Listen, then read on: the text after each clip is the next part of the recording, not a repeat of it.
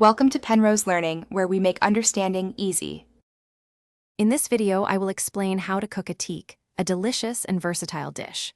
To begin, gather your main ingredient, 1 standard packet of dried attieke. You will also need about 200 grams of a firm white fish, such as tilapia or chicken pieces.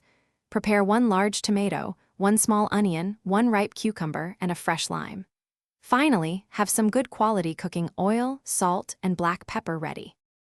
Now let's prepare the attieke itself.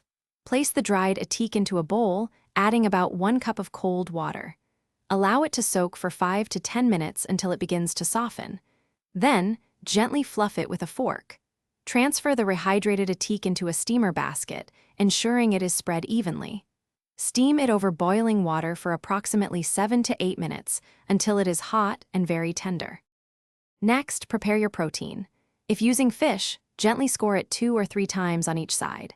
Season your fish or chicken pieces generously with salt, black pepper, and a touch of garlic powder. Heat about 3 tablespoons of cooking oil in a large pan over medium-high heat. Carefully place the protein in the hot oil. Fry it for about 4 to 5 minutes on each side until it is beautifully golden and cooked through.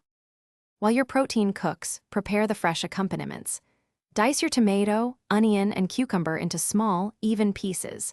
For a simple sauce, combine the diced tomato and onion with a pinch of salt and a squeeze of fresh lime juice.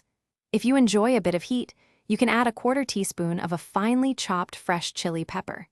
This fresh medley adds a wonderful crunch and zest to your meal. Thanks for watching. If this was helpful, leave a like and consider subscribing. See you next time.